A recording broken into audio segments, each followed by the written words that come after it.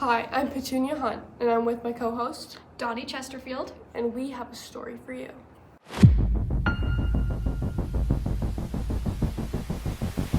Breaking news coming in straight from Washington, D.C. The United States Supreme Court has just released its long-awaited decision in the case McDonald v. City of Chicago. This case could fundamentally reshape how the Second Amendment is applied across the entire nation. And we have it here, folks, with a 5-4 ruling. The Supreme Court has just ruled in favor of the plaintiff, Otis McDonald. For a little background on McDonald, he is a 76-year-old Chicago resident who found himself in one of the most influential Supreme Court cases. This case will ultimately reshape the nation's gun laws. That's right, and McDonald fought hard in this trial to be able to own a gun as he felt unsafe after multiple burglaries occurred in his neighborhood, which just continued increasing. Before the case, McDonald's ability to own a gun was nearly impossible, as Chicago's strict handgun bans were in place. He and other Chicago residents felt defenseless. But then in 2008, the Supreme Court ruled Heller v. the District of Columbia that ruled changed the game. Exactly right. McDonald used that case to team up with other residents of Chicago to help fight. In addition, McDonald brought in the Second Amendment Foundation and the Illinois State Rifle Association. All of these people and organizations would come together behind McDonald to challenge the gun bans. And for those of you who do not know the constitutional right that was debated in this case, it was the Second Amendment. The Second Amendment is a United States constitutional right that protects the right of the people to keep and bear arms, which in simple terms is the right to own a gun. For many years prior to this case, the Second Amendment has been debated across not just the government, but also our people. As you can see in this chart, it roughly shows the people of the United States surrounding this topic. In 1993, the Pew Research Center began this chart as they conducted polls on the public's gun control views. Beginning in 1993, more citizens wanted control over gun ownership.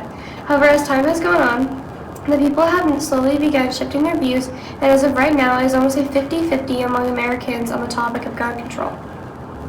Now back to the newfound Supreme Court case ruling. America might as well be changed forever. This new ruling means that the right to keep and bear arms is fully applicable to the states and to the local government through the 14th Amendment Due Process Clause. This therefore binds the states to the Second Amendment, which marks a historical moment in the interpretation of Americans' constitutional rights.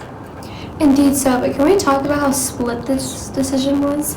It was a 5-4 ruling. McDonald barely made it through to the other side. So before we go any further, it's very important that everyone understands how the Supreme Court arrived at this very conclusion. McDonald versus Chicago didn't just come out of nowhere, but instead it was built directly on prior key cases.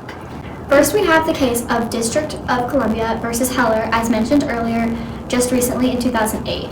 In that 5-4 decision, the court ruled that individuals have a constitutional right to possess a handgun for self-defense in their own home. However, it only applied to federal jurisdictions or areas like Washington, D.C.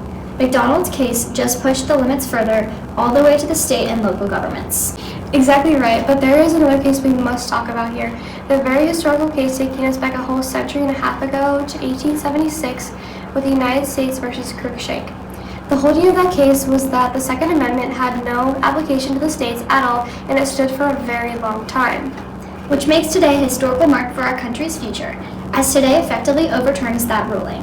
This therefore represents a dramatic shift in constitutional interpretation and a huge moment in incorporation history. However, like we said, the ruling was tight, which leads to the opinions of the court. For the dissenting opinion, Justice Stevens fought hard, and he was kind enough to agree to an interview and is here with us today to tell us more. Bertha, I'll hand it over to you.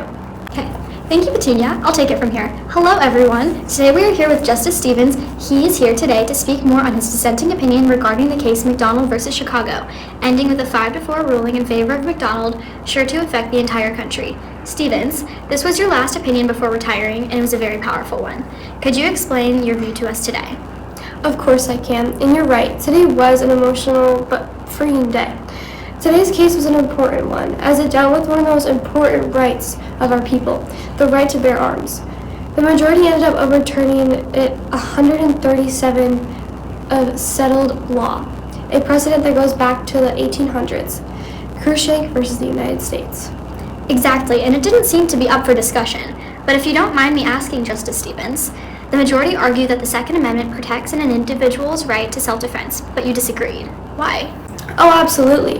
The framers didn't write the Second Amendment to protect a private right of armed self-defense.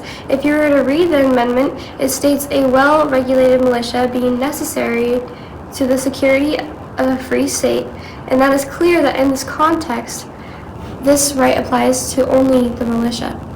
The majority interpretation is strained from the amendment, which in my opinion is exaggerated. You used exaggerated in that statement. What specifically bothered you in regard to the majority's reasoning?